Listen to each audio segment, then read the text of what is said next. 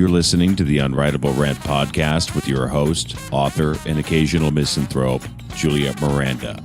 Go to theunwritablerant.com and you can subscribe on iTunes or connect with the show on Facebook and Twitter.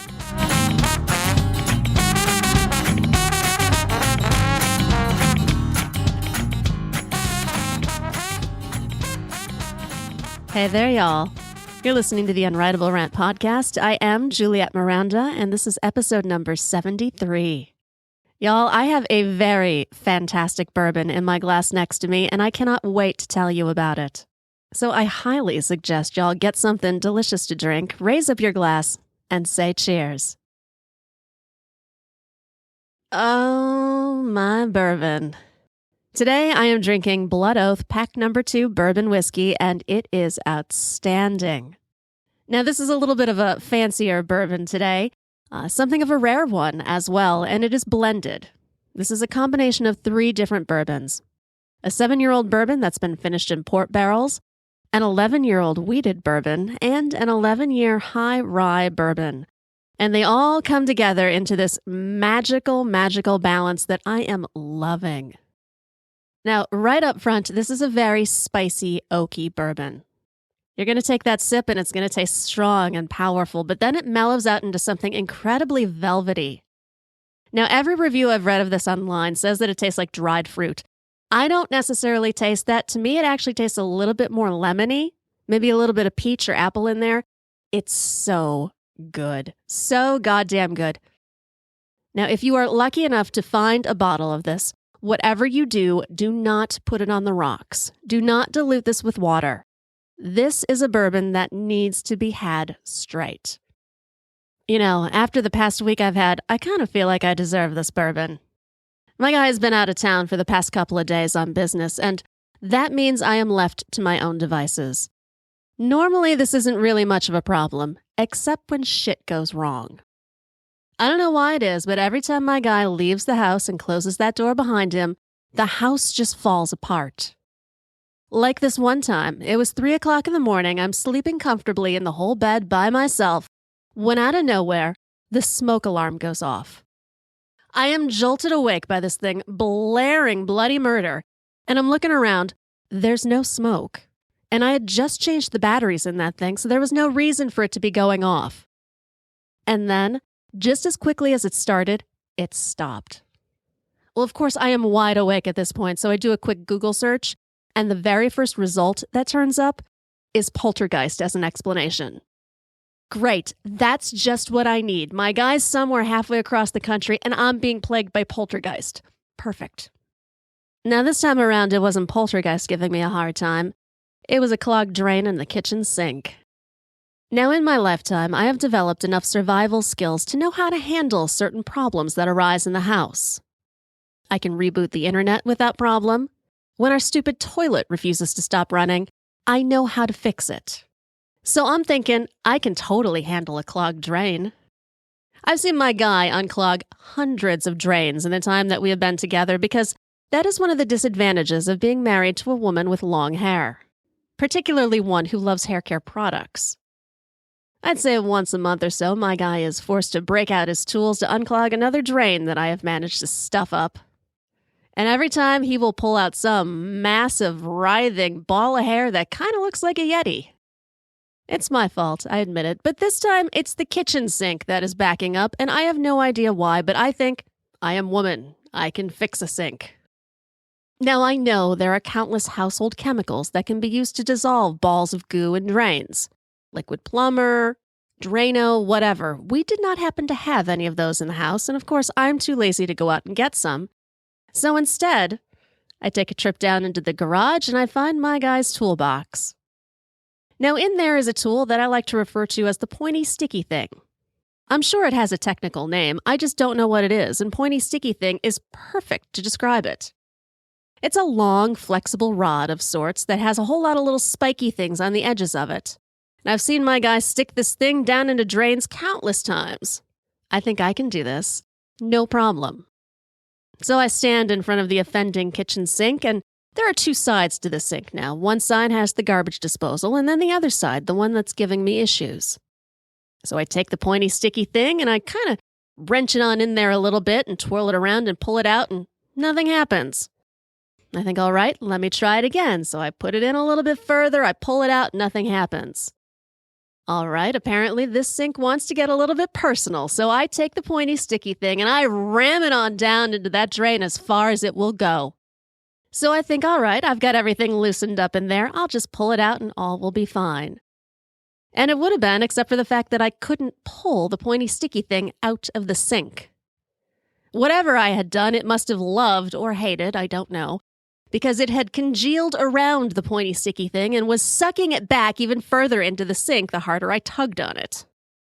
Well, my little girl brain goes into overdrive at this point, and I think, all right, maybe it just needs something to loosen up the mass that's in there. So what did I do? I turned on the water. I think that'll flush it out. Well, all that really happened was that the water started pooling up in the sink. It didn't go down the drain. It just sat there staring at me, mocking me. I'm looking at the sink. I've got a little pool of water sitting there, and I've got the handle of the pointy sticky thing jutting out from the drain. My solution to this? I will go get a plunger. Yes, I went and I grabbed our trusty plunger and I brought it into the kitchen thinking, this will take care of the issue. Of course, when I put it down into the sink, I couldn't really get a good seal over the drain because, of course, the pointy sticky thing handle is still jutting up. Did that stop me? Did I pause for a moment to think, maybe there's a better way? Did I look down to consider the fact that I am wearing my favorite white t-shirt? The one that I spent a ridiculous fortune of money on that I wear every single time I want to feel beautiful and pretty? No. I didn't consider any of these things. I just started working that goddamn plunger like the sink owed me money. All I succeeded in doing was burping a bunch of water out back at me. Weird, vaguely dirty water at this point, which has little black flecks of stuff floating around in it. Probably Legionnaire's disease for all I know, and I'm covered in it. Well, this pisses me off, and I hurl that goddamn plunger across the room where it lands on the couch, effectively giving my couch Legionnaire's disease too. I spend a good 5 minutes hurling every obscenity I can think of at that sink. And then I proclaim it dead to me. See, here's the beautiful thing about being me. I am very good at putting things out of my mind. So for the next 5 days while my guy was gone, I didn't use that sink. I didn't even look at it. As far as I was concerned, it didn't even exist. And I went so far out of my way to avoid using that sink that I didn't even make dinner for 5 days. Because I didn't want to have to wash vegetables. I didn't want to have to clean dishes, never mind the fact that we have a dishwasher. I ordered takeout. I went out with girlfriends. I avoided the kitchen so effectively that I completely forgot all of it existed. So then when my guy came home at about 11 o'clock on one night, tired and looking forward to just relaxing and unwinding at home, I was a little surprised when he'd put down his suitcase and taken off his coat and looked into the kitchen and said, "What the hell happened here?" Oh yeah, there was my mess. Well, I look at my guy nonchalantly, who doesn't have the same gift of willful oblivion that I have, and I say, "Oh, don't worry about it, baby. We're just not using that side of the sink anymore." He looks at me then, and he's got the same expression on his face that we reserve for the cat when she gets tangled up in the blinds. And he's likely thinking that he wished he hadn't gotten on that plane to come home because the last thing he wanted to have to deal with was my mess. So he rolls up his shirt sleeves and he says, "I guess I'm just going to have to deal with this." And I'm thinking, well, good luck with that, buddy. You don't know what a challenge that sink is. It thwarted me, of course. It will refuse your efforts.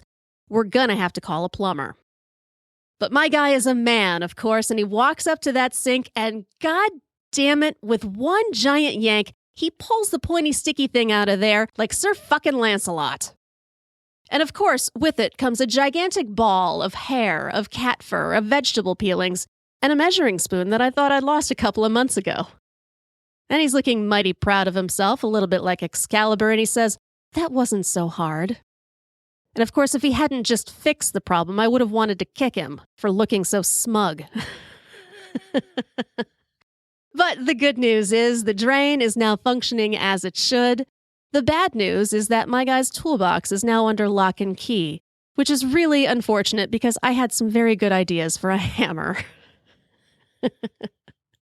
Fortunately, however, the liquor cabinet is always open, and that's why I'm going to have a little bit more bourbon. Hang on, y'all. Bourbon. Now, a clogged drain wasn't the only odd thing that happened while my guy was away.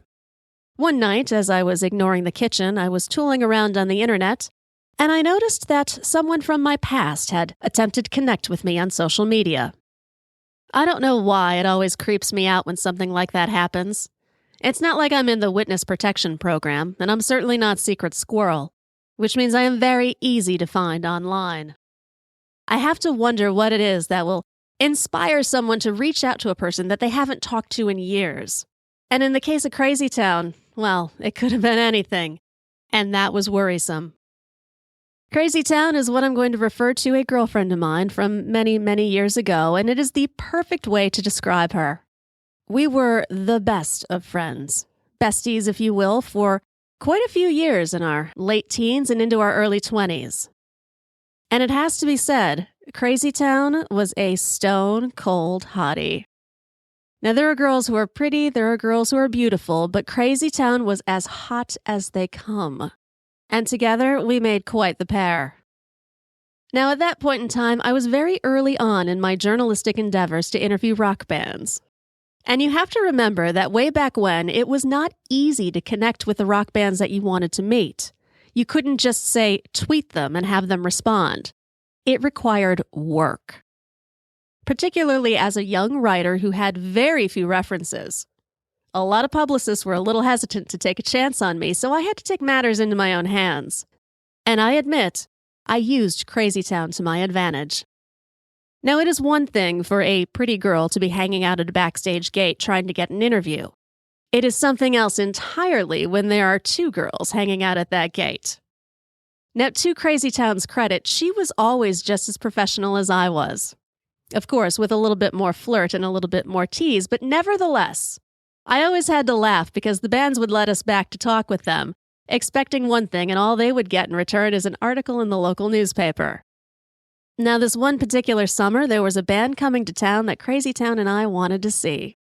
They were playing at the local gigantic amusement park of all places, which was a good 2.5 hours north of us.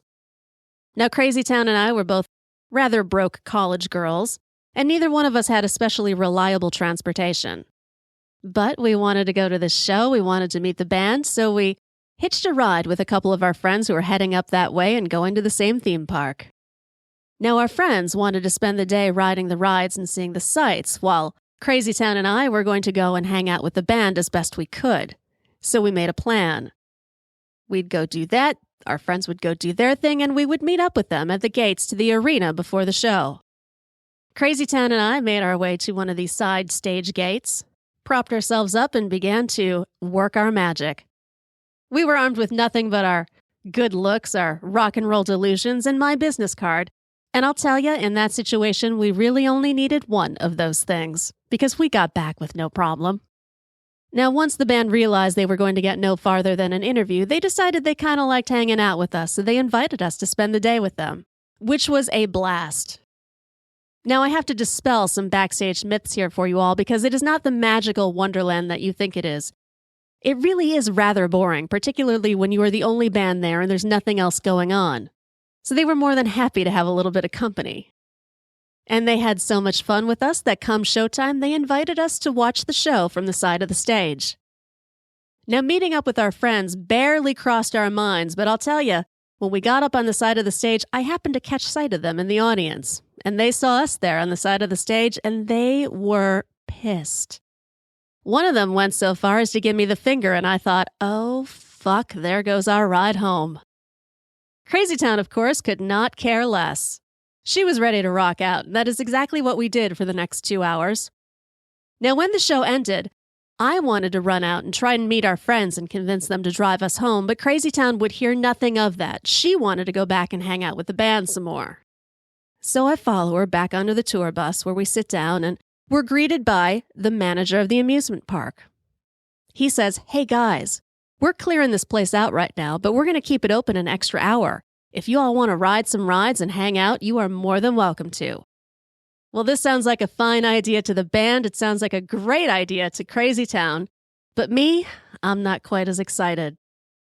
For starters, I knew that we had missed any opportunity to catch up with our friends and get a ride home. But even more worrisome than that was the fact that I hate roller coasters. Y'all, I want to love roller coasters, I really do. And it's not that I'm afraid of heights. I've gone on a hot air balloon ride and loved it. And it certainly has nothing to do with speed. My dad used to be a race car driver, and I would love being the passenger in his car when I was a kid.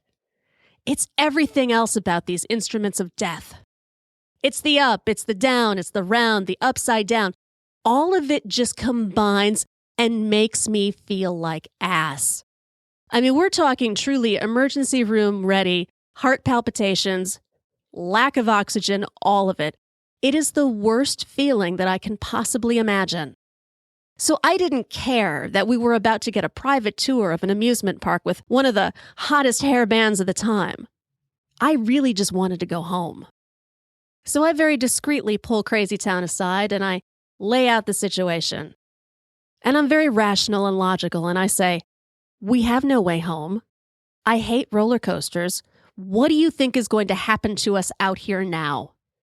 I have to tell you, she had these amazingly deep blue eyes, and she's looking at me, and I can hear snake charmer music in the background as she brushes a lock of hair off my face and says, would I ever let anything happen to us? Now, one half of my brain is thinking, well, yeah, you've almost killed us on several instances. And the other half of my brain is just looking into those deep blue eyes thinking, all right, everything is going to be fine. And I give in. Of course I gave in to my girlfriend and I said, all right, we'll stay. Now I'm coming up with a plan of my own because I know I don't want to get on a roller coaster with anybody. So I'm thinking, all right, I'll walk around with them, and when it comes time to get on a ride, I'll create a diversion. And it works. First ride, I say, I'm going to go use the restroom. I'll see you guys later. Second ride, I say I have to make a phone call and disappear and see them at the end of the ride. Now, by the third roller coaster, I think, okay, I'll follow them up the stairs and watch them get into the little roller coaster cart, and then I'll just say something like, hey guys, I'm going to sit this one out. Which is exactly what I do. And that is when my loving girlfriend, the one who says that she would never let anything happen to us, looks up and says, oh no, Juliette, you should get on the ride too. It'll be fun. And I'm thinking, you little bitch. And of course the band picks up on it too because they suddenly realize that I haven't been on any rides with them yet. And here's where it gets just a little bit rapey. Next thing I know, I've got two very large, long-haired men coming up next to me and grabbing my arms going, you want to ride this ride? Come on, you're going to ride it. And I'm going, no, stop, I don't want to. Leave me alone. And they literally pick me up and place me into one of the seats on the cart, slap down the security bar and say, you want it? And I'm going, no, I don't want it. And meanwhile, there are park employees there watching, clapping their hands, going, you'll have fun, it'll be great. And the only thing I can think of is, I'm gonna die. Well, I'm locked in place. I can't get out. The ride is starting. And this is one of those older roller coasters, right? Because this is the early 90s. They haven't converted everything to steel yet. So it's making that horrible clicking noise, and it's going click, click, click, click. And all I can hear in my head is death, death, death. And the cart is slowly progressing up one of those massive roller coaster hills. And I swear to God, at the top of that fucking thing, I saw the Grim Reaper standing there, waving his scythe around in the air, going, your time has come, Juliette. This is the end. And the next thing you know, I am plummeting down into some veritable hell, swirling around, going upside down, my head knocking around all over the place. And quite literally, I did almost die. Something inside me just snapped. I lost all sense of time and reason and oxygen, and I passed the fuck out. I have no idea how they got me off that ride. All I know is the next thing I woke up laying on that tour bus with four very concerned-looking long-haired men leaning over me, my girlfriend rolling her eyes, and the tour manager trying to talk the park employees out of calling an ambulance. Because you know what he's thinking. He can just see the headline in the paper the next day that says, Rock and roll band kills local journalist. So I take all of this in, and then I lock eyes with my girlfriend Crazytown, and I look at her and I say, I fucking hate you. Well, she laughs, throws her arms up in the air and says, she's fine, everyone. Call off the dogs. She's good. And the tour manager comes over, and he's still looking a little concerned, and he's like, are you okay? And he hands me a glass of water, and he's like, you gave us a scare there. Well, I sit up, and of course now I'm freaking out. I'm like, what time is it? What day is it? How the fuck are we going to get home? And that puts the fear of God into the tour manager because he looks at us and he goes, don't you girls have a car? And then he asks, how old are you? Now, in hindsight, I have to laugh at that question because it's a little late in the game for him to be carding us. He will never make it as a tour manager if he is waiting until the end of the night to ask girls how old they are. Now, to his good fortune, both Crazytown and I were well into our 20s, so it was all right. He was safe. Nevertheless, we were stranded in the middle of nowhere. So he starts digging through his pockets and says, how about I give you girls some cab money to get home? And this is where Crazytown has a stroke of genius. You can literally see the light bulb popping up over her head when she looks at the tour manager and says, you know, my girlfriend here has had a pretty bad shock, and I don't know if getting her into a cab is the best thing to do for her. I don't know what exactly she expected the tour manager to do. Maybe call us a limo or a town car, but he did one better than that. Now, this is the first and the last time I have ever heard a tour manager do the right thing, but he just heaves this massive sigh and he says, all right, we'll take you home. And you can hear the collective groans from the band, who are just so over us at this point because they have gotten way more than they bargained for in letting us onto that bus in the first place. No four musicians have ever been so effectively cock-blocked as they were on that day. But true to his word, that tour manager gave the bus driver our address and we were on our way, which fortunately for them was in the same direction they were going to be heading anyway. And oh, how I wish I had a video of us pulling down her street in that tour bus. It's about dawn right now, so people are starting to wake up and they're getting their newspapers. And here we are, cruising down the street in what is truly the biggest 1980s-style tour bus you can imagine. I mean, we're talking flames on the side of it, girls' panties hanging from the window. It is one hell of a sight, and so completely out of place in this perfect little suburban neighborhood. It could barely fit down the street. It was so goddamn big.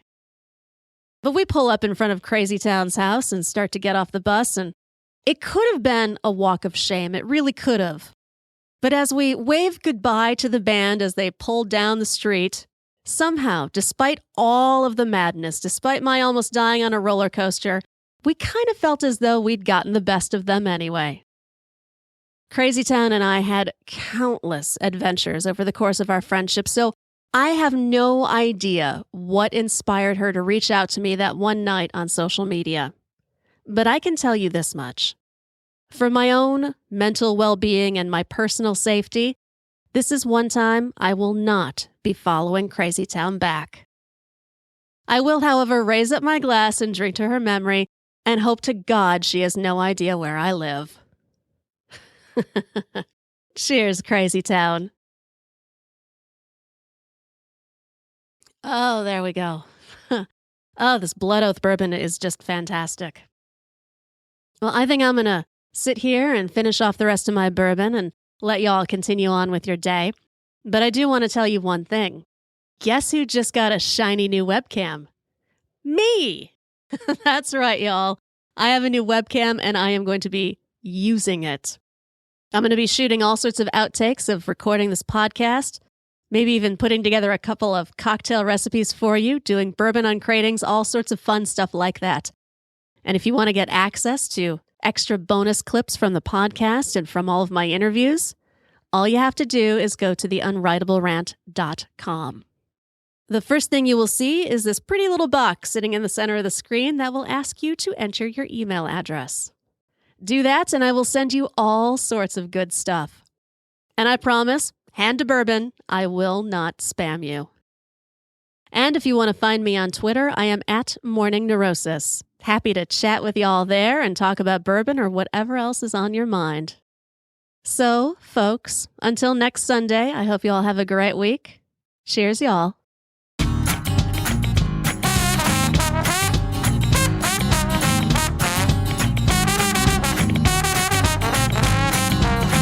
You was pretty as a Sunday morning, standing on the corner at Carondelet. What you say we make our way up to Bourbon, couple hurricanes and a hand grenade, and get blown away. Let the chips fall where they may. If it's all the same, what you say, bon ton relay.